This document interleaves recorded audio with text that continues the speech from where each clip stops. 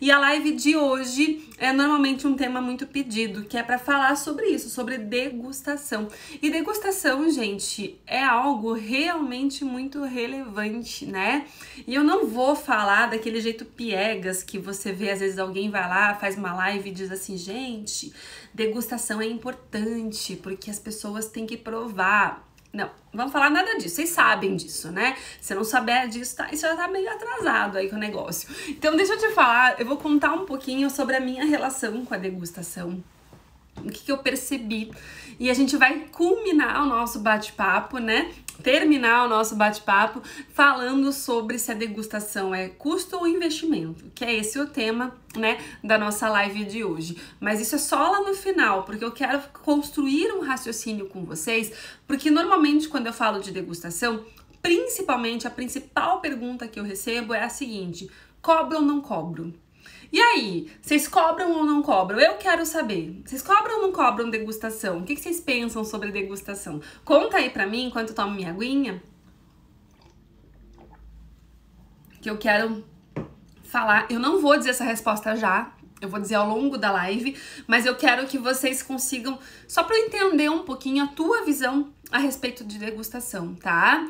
Ó lá, você cobra as caixas que você usa nos docinhos? Vamos ver o que mais o pessoal comenta, depois eu vou vir respondendo vocês. A Ateliê Capim Limão cobra, a Carolina não cobra, a Mariana não cobra, Joãozinho e Marinho não cobra também. Quem mais aí? A Lu também não cobra. Alguém cobra? Ninguém? Só uma cobra, gente? Vamos ver o que o pessoal fala aí, ó. A Catiane cobra. A Adriana ainda não fez degustação, então é um bom momento de aprender. A gente vai falar tudo sobre degustação nessa aula de hoje, tá? A Gislene, quando é presencial, ela não cobra.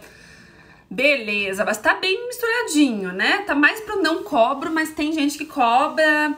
Beleza. Então, deixa eu te falar um pouquinho sobre a minha relação com a degustação. Eu acho que isso é legal porque vocês vão ver em mim problemas que vocês viveram ou vivem, tá? Que são as coisas que eu senti ao longo do meu tempo com a degustação. Então, senta que lá vem a história, mas a história é legal, tá? Então, assim, bom, eu comecei no mundo dos doces finos de casamentos lá no ano de 2008, né? Então, como que foi o número 1? Eu não vou entrar em detalhes, que muita gente já conhece essa minha história. Inclusive, eu pretendo fazer um destaque. Pretendo.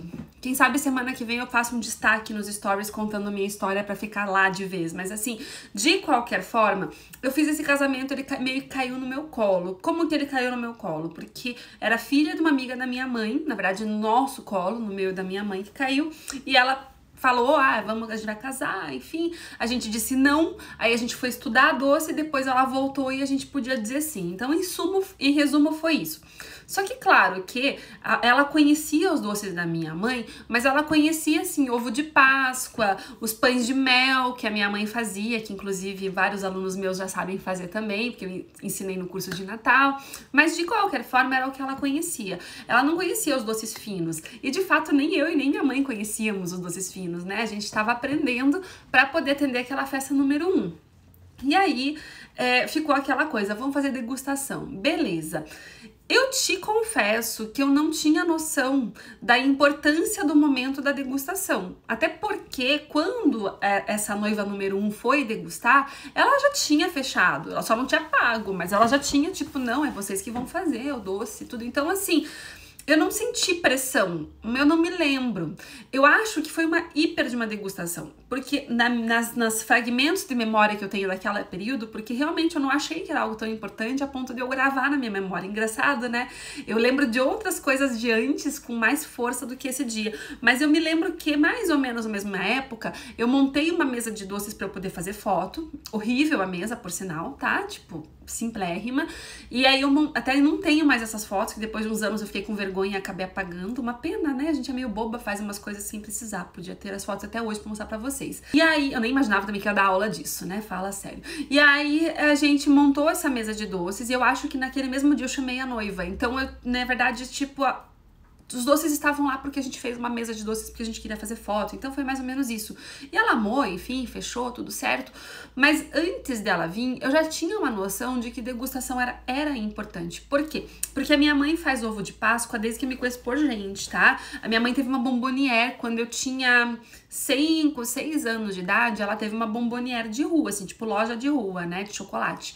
Então, bombonière porque era de chocolate mesmo.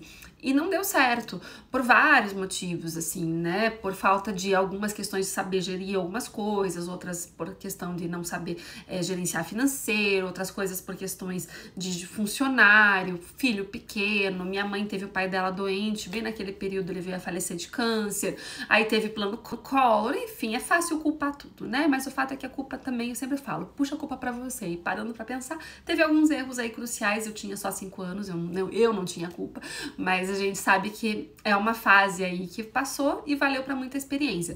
E desde aquela época eu me lembro da minha mãe fazendo ovo de Páscoa. E sempre pros amigos, assim, não era tipo pra vender.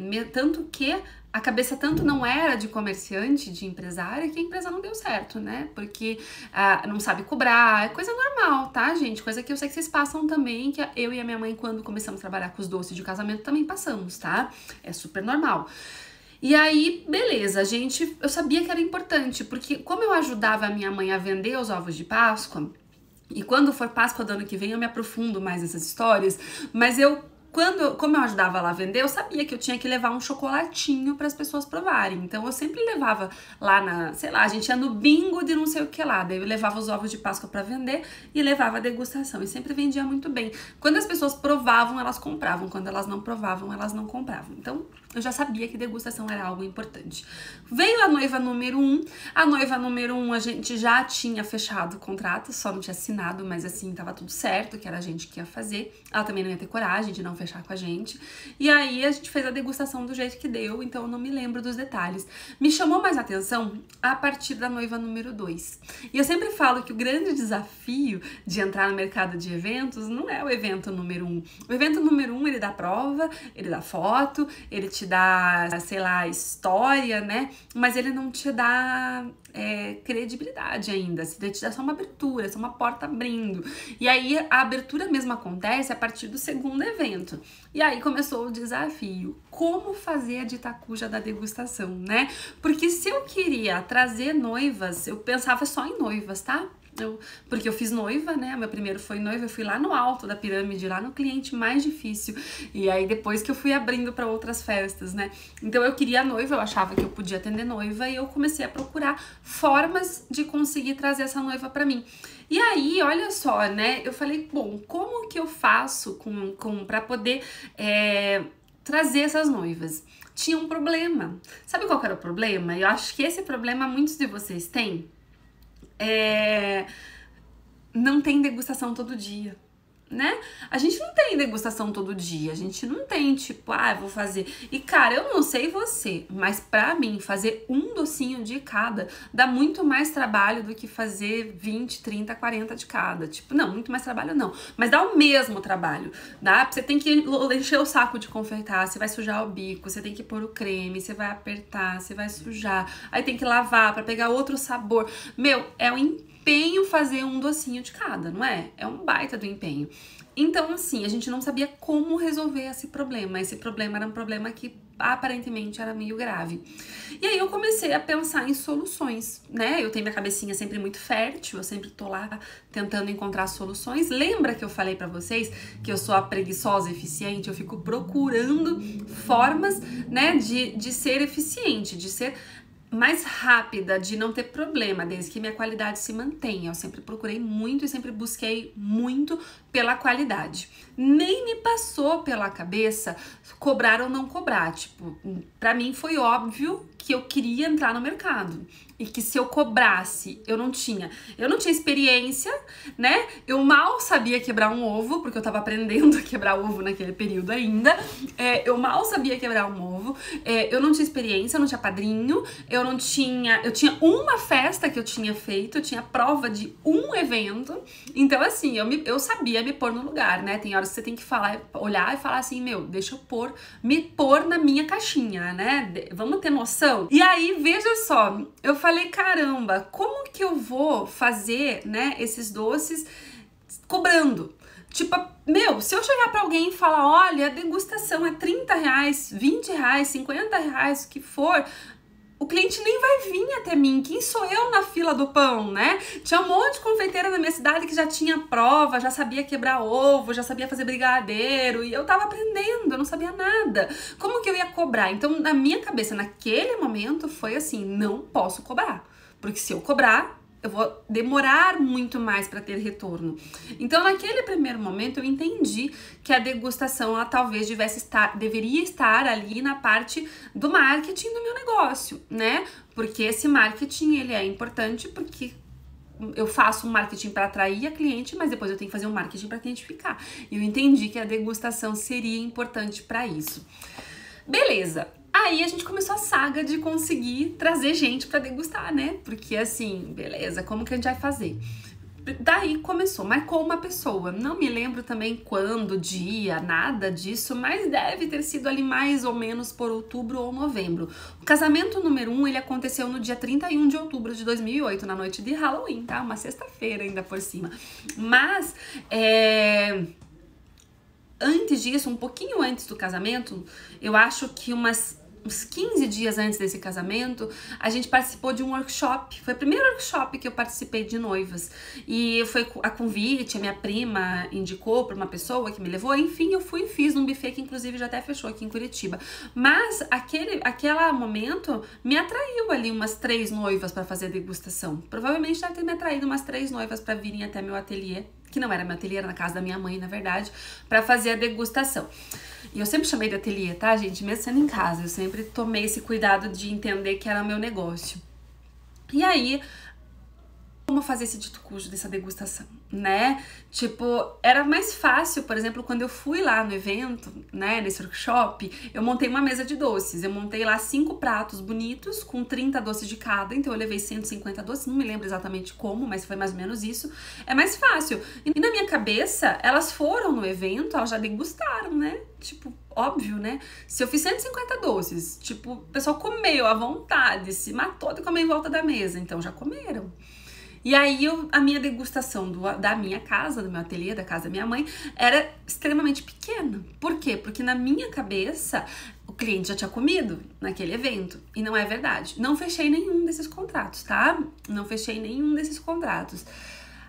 Passou mais um tempo, eu conseguia trazer, por conta das ações de marketing que eu já estava tomando, eu me aprofundo exatamente em quais foram essas primeiras ações de marketing dentro do método Doces Inesquecíveis. Eu consegui trazer mais uma noiva, ou 2, isso lá por novembro, dezembro, mais ou menos, de 2008. E aí elas chegaram até lá e eu já tinha percebido que a minha primeira estratégia deu ruim, né? Não fechei nada, tipo, coloquei lá meia dúzia de doces, achei que elas iam gostar, porque pra mim elas já tinham degustado e não foi assim que funcionou. Na segunda vez, na segunda leva, né, de noivas que eu tava conseguindo agendar, eu falei, bom, vou ter que caprichar um pouquinho mais. E lembra que eu falei, gente, eu gosto de reforçar isso, que eu sou uma preguiçosa. Eu sou mesmo, tá? Eu falei, vou ter que ir pra cozinha, fazer uma casquinha de cada, sujar o saco de confeitar, vou passar a tarde inteira pra fazer uma degustação, porque eu não marco nunca marquei ao mesmo tempo, então eu tinha uma e tinha outra no outro dia. Eu falei, como que eu vou fazer esse negócio, gente? Aí eu tive uma ideia super genial. Gente, não anotem nada dessas ideias, tá? Porque eu tô contando tudo que deu errado, antes de chegar no que deu certo. Porque, né, senão eu vou lá e dou como que dá certo. Vocês não vão acreditar. Vocês têm que entender a construção do raciocínio para que você fale, poxa, realmente, agora faz sentido tudo que você passou para você chegar no modelo que hoje você faz, tá? Então é isso que eu vou falar. E até então eu não tinha também como saber como as concorrentes faziam. Então, o método que eu desenvolvi para minha degustação, fui eu que desenvolvi. Se tem outras confeiteiras que fazem desse jeito, sinceramente, até hoje eu não sei.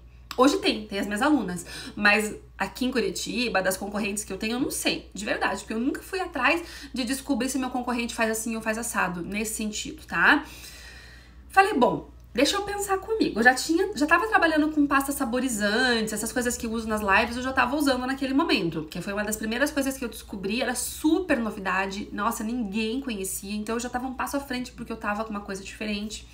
E aí eu peguei, minha mãe tinha uns potes de vidro, gente, imagine, nem deve ter vidro na cozinha, né? Mas a minha mãe tava com aqueles potes de vidro, e aí a gente colocava, assim, meia receitinha de trufa de melão num pacotinho, meia receitinha de trufa de amarena no outro pacotinho, meia receitinha de trufa de limão num pacotinho, porque a trufa, assim que eu preparo ela, eu posso fazer as bolinhas, eu posso encher as casquinhas, né, e já deixar ela pronta, mas se depois que ela tá gelada na geladeira, ela dura 7, 10, até 15 dias na geladeira. Só que daí depois ela fica tão dura que eu não consigo mais pôr ela no saco e apertar. Não tem como, tá? Então não dava pra eu pegar aquela trufa de melão que tava lá, meia receitinha na geladeira, né, fazer uma casquinha de chocolate e rechear na hora, porque eu ia ter que voltar a esquentar ela, voltar a esfriar ela até o ponto de poder dar bico. Então é super trabalhoso mesmo. Pra quem não tem encomenda, gente, é um pepino de verdade. E aí eu falei, bom, vou fazer as bolinhas na hora. Resultado, como que eu resolvi com a minha mãe? O cliente vem, a gente tinha lá aquele monte de meia receitinha de vários sabores, aí a gente ia lá com a colherinha e fazia as bolinhas de trufa, tamanho assim, 10 gramas, pequenininho, porque se é pra degustar, eu pensei, bom, vão comer pra saber o sabor. Aí eu fazia assim, olha que esperta, né? Pegava um álbum de fotos, aí um dia eu ainda tenho que trazer meu álbum de fotos pra vocês, tá lá na minha parte de atendimento lá em cima. Mas eu pegava meu álbum de fotos e mostrava a foto. Olha, né? Esse sabor que você tá comendo tem esse formato. E na minha cabeça as pessoas iam entender, né? Porque se eu tô mostrando a foto do formato que é o doce, a pessoa tá comendo, tá sentindo o gosto que é o doce, poxa, precisava ver o doce pessoalmente pra pegar no doce, precisa analisar se o doce, né? Precisa. Porque daí eu comecei a ouvir reclamação de que as pessoas não conseguiam imaginar o doce vendo a foto. Você acredita? E sabe que até que faz sentido? Porque a Marjorie, minha irmã, ela vai sair de casa, né? Ela vai morar sozinha. E ela tá vendo apartamento. E aí ela me mandou as fotos, eu vi as fotos. Aí hoje a gente tava conversando sobre o apartamento novo dela, porque eu não fui ainda, não deu tempo. E aí a gente tava conversando sobre o apartamento novo, aí minha mãe falou, mas você não reparou que tinha uma mesa lá não sei onde? Eu falei, gente, reparei nada não. Foto parece que a gente não grava mesmo, né? Mas até então a gente não tem essa noção, né? Eu achava que pra mim era tão óbvio, né? Que é ver a foto do doce e dar o sabor pra pessoa comer, mesmo que fosse numa bolinha, ia fazer a pessoa achar que era gostoso e entender que ia ficar bonito na festa dela. Afinal de contas, eu tava mostrando uma foto real, eu tava mostrando uma foto sem Photoshop. Então, por que que a pessoa não conseguiria imaginar? Nesse formato de degustação, eu insisti, tá? Eu insisti isso durante, assim, uns 6 meses.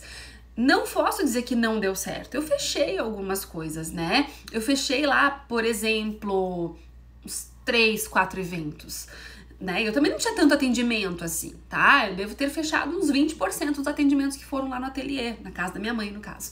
Mas eu sabia que eu podia fazer mais. E eu sentia que eu tava perdendo por não estar oferecendo um produto melhor. E eu não sabia qual era o meu problema. Às vezes eu achava que era bolinha, às vezes eu achava que era um número de doces, achava que aquilo era uma coisa, tá? E lembra que até então, na minha cabeça, não passava a possibilidade de cobrar degustação por conta do que eu já falei pra vocês. Então eu não cobrava degustação. Beleza. Chegou janeiro, aconteceu meu primeiro casamento que eu fechei por conta aí de alguém que veio e fez a degustação.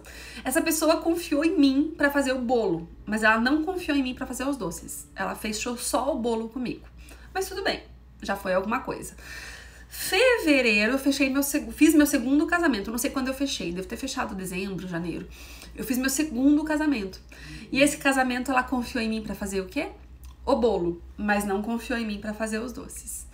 Março foi quando eu fechei meu primeiro casamento, que era doces e bolo. Eu fiquei tão emocionada, eu lembro da cara da noiva e do noivo até hoje. Olha que engraçado, né? Porque aí marcou, porque daí eu falei, cara, primeiro cliente que fechou doces e bolo comigo. E assim, um casal muito querido, enfim, fizeram o casamento deles num restaurante que também fechou agora durante a nossa pandemia, mas ela fez lá o casamento dela, né? E eu montei a mesa, tipo, 300 docinhos, uma mesa super pequenininha. A gente arrumou assim, que parecia que tinha 1000 doces. Fiz o maior capricho, entreguei com muito amor, com muito carinho. E dali eu comecei a fechar outros eventos. Mais ou menos ali por março, abril, eu comecei a perceber que eu ia ter que mudar o meu esquema de fazer degustação, que aquele jeito que eu tava achando que era bom não era. Eu tinha um problema muito grande com o meu brigadeiro, tá? Então, assim, o meu brigadeiro, ele açucarava extremamente rápido. Era aquela receita de infância, receita de vó, que quem viu a live ontem, que eu conversei com a Cida, né? Ela falou sobre isso.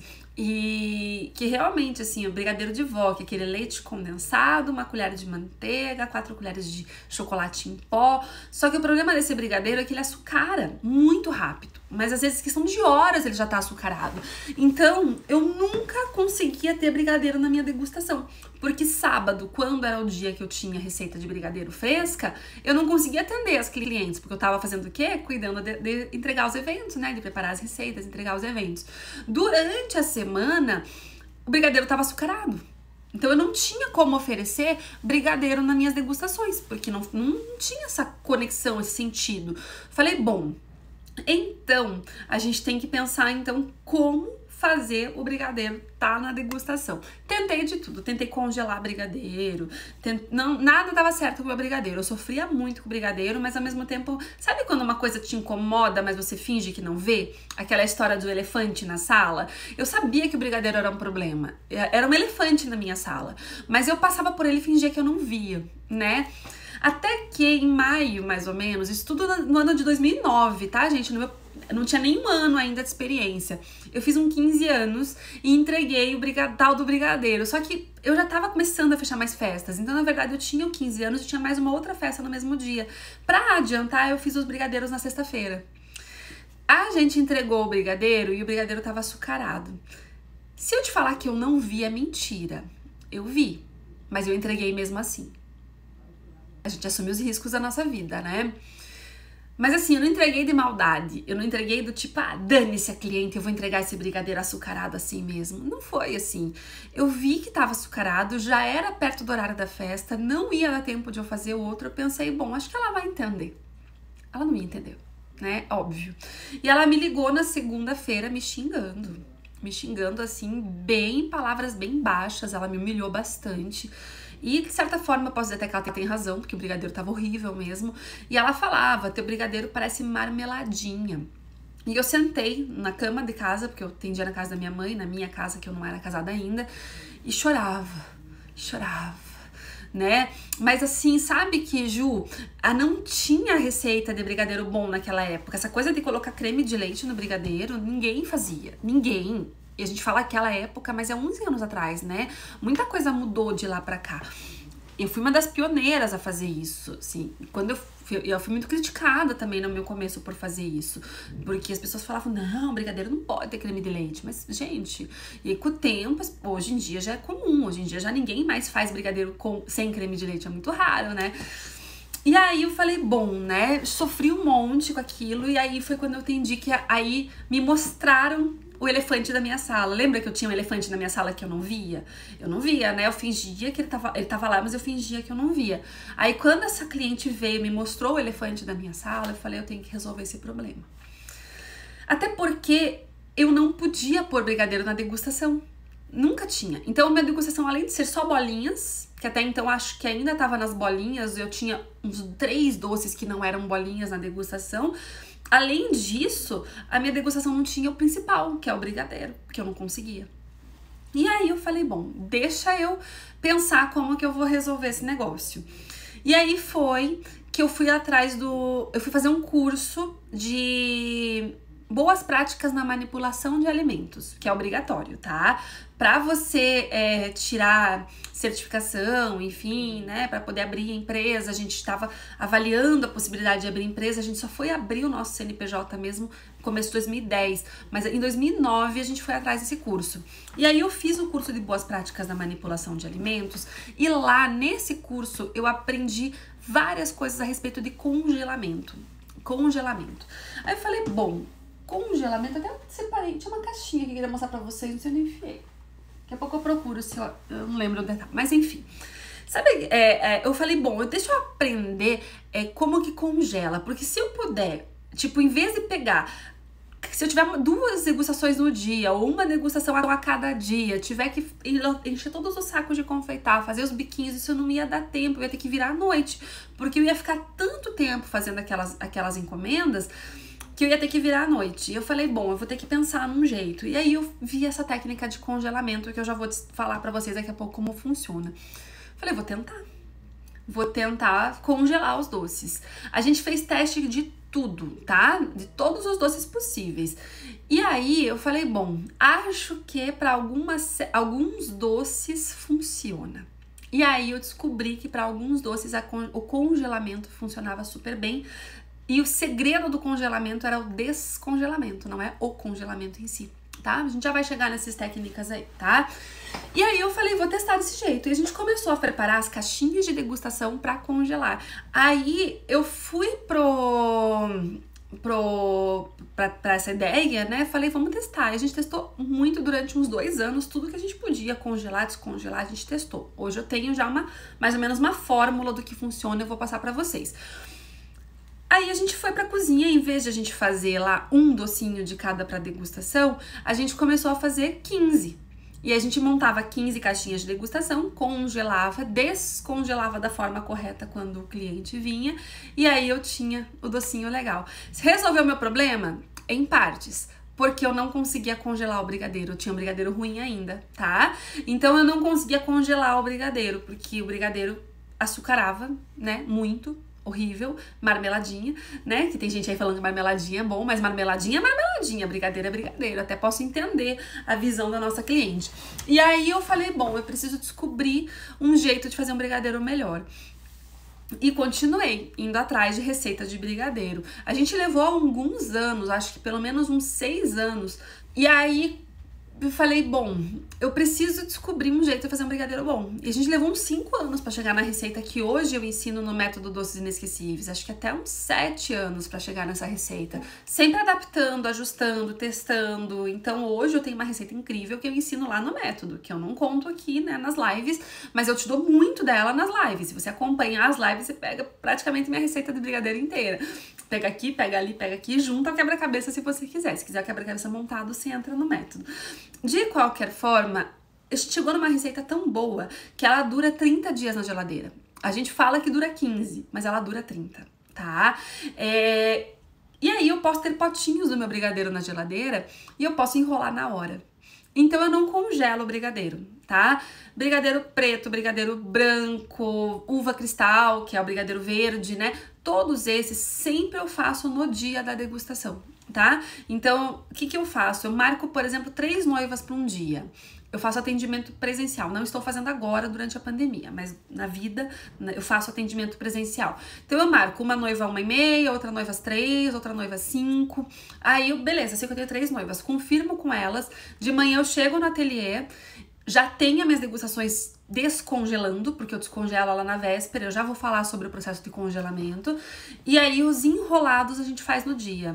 Tá? Então, assim, tenho 3 degustações, então eu pego o potinho de brigadeiro, enrolamos 3 brigadeiros, enrolamos 3 uvas, enrolamos 3 brigadeiro branco, e aí a gente tem tudo isso, tá? Michelle, acabei de falar que não, tá? A gente congela a massa, a gente não congela o brigadeiro, tá? A gente nunca congela o brigadeiro eu deixo a massa na geladeira, ela dura 15 dias na geladeira, dura até mais, dura 30, mas eu falo 15. Como ela dura tanto tempo na geladeira, eu tenho sempre. E quando eu tenho encomenda no final de semana, eu uso primeiro a massa mais velha. Então nunca sobra massa. Eu sempre tenho massa de brigadeiro na geladeira. Sempre. Todas as vezes, tá? Se acontecer uma pandemia e você tiver 5 casamentos, né? E você tiver que congelar, como aconteceu comigo, ele dá certo, tá? A massa congelada dá certo, mas não precisa. Você faz e mantém na geladeira, porque 15 dias, se você não vender uma massa de brigadeiro em 15 dias, você precisa aprender a vender, né? Porque daí o problema teu é vendas. E aí, beleza, eu falei, então tá. Então a gente descobriu depois de um tempo a receita do brigadeiro e desde então a gente faz assim. Mas eu já faço brigadeiro no dia desde 2009, tá? Então eu sempre passei, depois que eu aprendi, em 2010, né? Quando eu comecei a colocar o creme de leite na massa de brigadeiro, que começou a durar um pouquinho mais, eu sempre mantive na geladeira, mas antes durava 2, 3 dias e agora dura mais, tá? Então foi isso que eu acabei mudando. E aí eu falei, bom, então assim, degustação, gente, dá trabalho. Até hoje, dá trabalho, tá? Não tem por que a gente dizer que não dá trabalho, seria uma hipocrisia, seria uma mentira. Beleza. Dá trabalho, mas não precisa te matar, tá? A gente tem um ditado que fala assim, né? Você deve tirar a lã da ovelha, mas você não deve arrancar a pele. Porque se arrancar a pele, a ovelha nunca mais vai dar lã. Então, da mesma forma, eu digo pra você, quando a gente faz a degustação, é como se eu tirasse a lã da tua lã, dá trabalho. Mas eu não vou arrancar tua pele fazendo você fazer uma casquinha de cada com um bico diferente, porque você vai desistir. Ponto. É um saco, tá? Então, a gente passou a fazer caixinhas com alguns doces específicos que podem ser congelados. Eu já vou chegar em quais são, tá? Marilete que tá perguntando. A gente chegou em alguns doces específicos que podem ser congelados. Então, eu monto uma caixinha com cerca de 11, 12 doces desses que podem ser congelados. Congela da forma correta, que eu também já vou te falar como que faz esse processo para que você não tenha problema, porque o problema de congelar errado é que dá gosto de freezer, né? Aquele doce que fica estranho, tipo, nossa, gosto de congelado, e dá mesmo. E tem um segredo para não ter gosto de congelado, tá? E é um super segredo que eu já vou explicar certinho para vocês como é que faz. Beleza, feito isso, a gente tem os doces que faz na hora. Então, a minha degustação hoje, ela tem cerca de 22, 23 doces. Então, eu tenho congelado uma caixinha com 12, 13 sabores, 11, 12, 13 sabores. E aí, na hora, eu enrolo brigadeiro preto, brigadeiro branco, uva cristal. Se eu tiver morango, eu faço morango na cama de brigadeiro. Então, tudo que eu tenho que fazer na hora, eu faço na hora, tá? Normalmente os brigadeiros mesmo. E eu também faço na hora a bavaroa, mini banoffee, que são doces que eu ensino pra vocês lá no método Doces Inesquecíveis, e são doces que eu também faço na hora, faço no dia, né? Então de manhã a gente chega, dia de produção normal, eu chego na cozinha, já deixo um bilhete ou eu mando um WhatsApp no WhatsApp da equipe, e aí eu chego pra elas e falo assim, olha, tá aqui, eu tenho 2 degustações. As meninas, antes de começar qualquer produção, já fazem todas as degustações, já fica guardadinho num pratinho bonitinho, eu já levo pra minha sala de atendimento. E aí, a primeira coisa do dia, então mesmo que eu tenha degustação às 6h30 da tarde, ela vai estar pronta desde as 9h30 da manhã.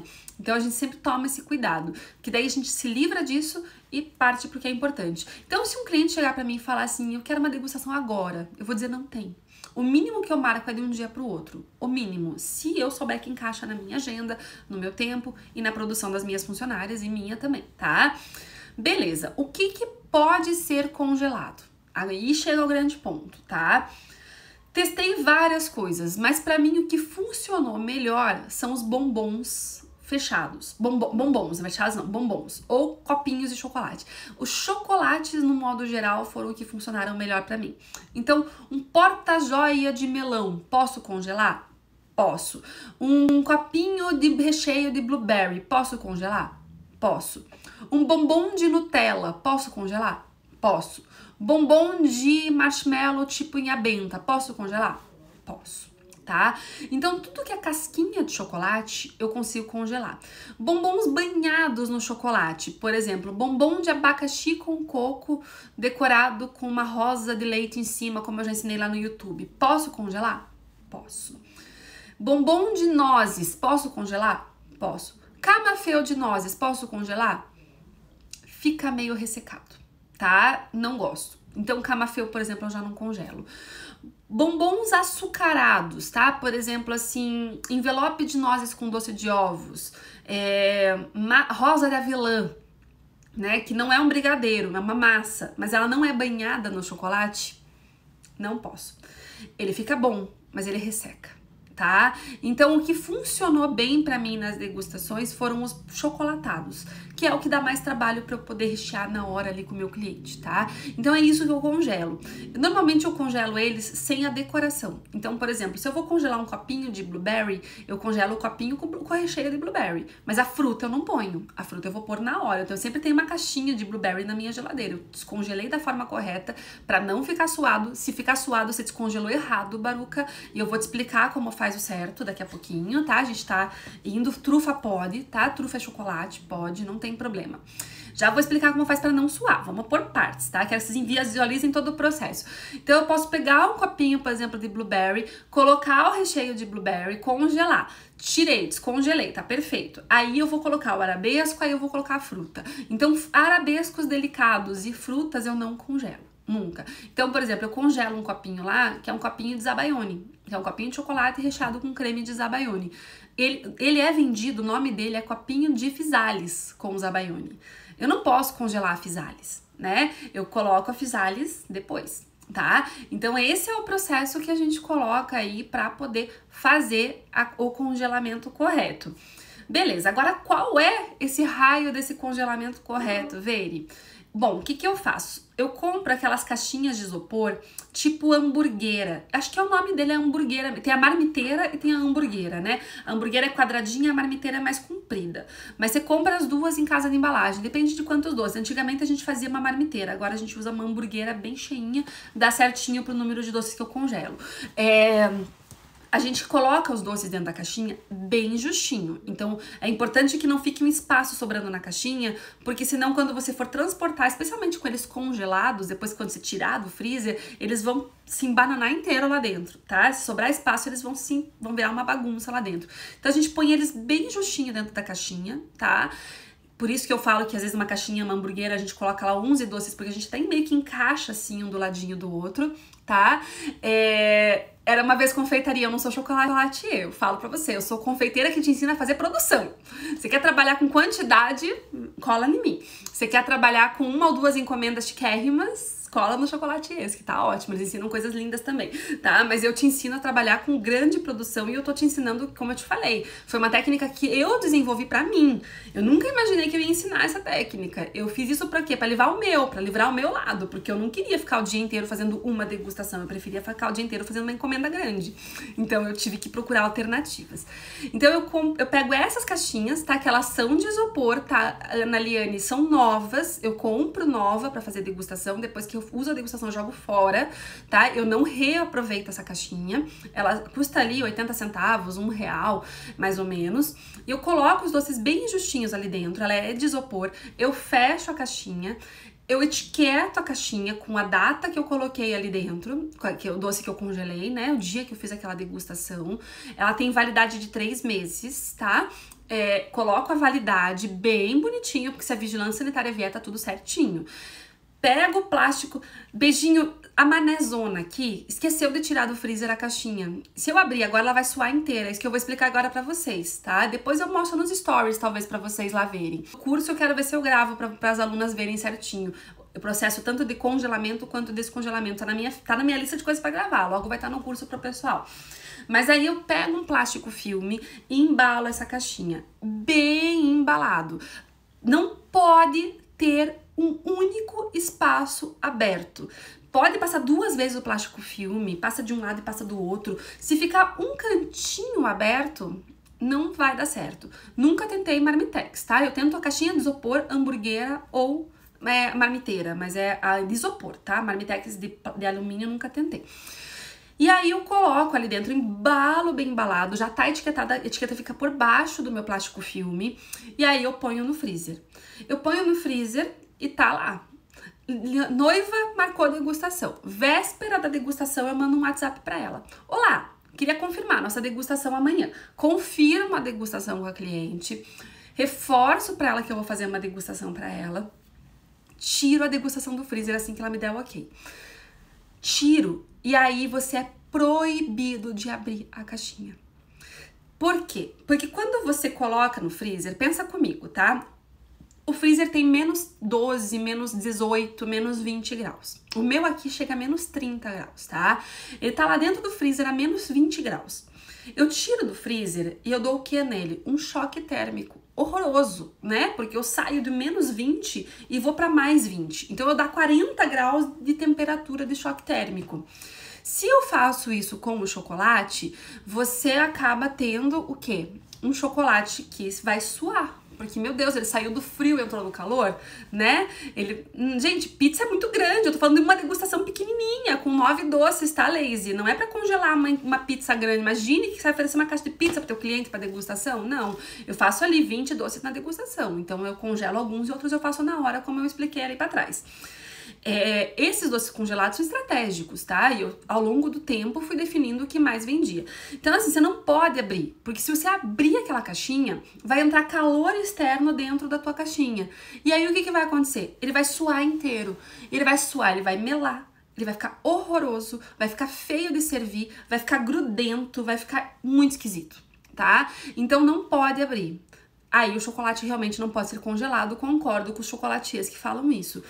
A forma correta de congelar é que é o grande segredo. Quando eu tiro do freezer e coloco isso em cima da minha mesa, minha bancada, enfim, esqueço dela por no mínimo 12 horas, por isso que eu tiro na noite anterior, por isso que eu confirmo na véspera, eu confirmo e tiro do freezer. Beleza, não abro nunca, em hipótese nenhuma. 12 horas depois ela parou de suar. Quando ela parou de suar, eu passo a mão por cima, ela não tá mais úmida, tá? Você pode abrir.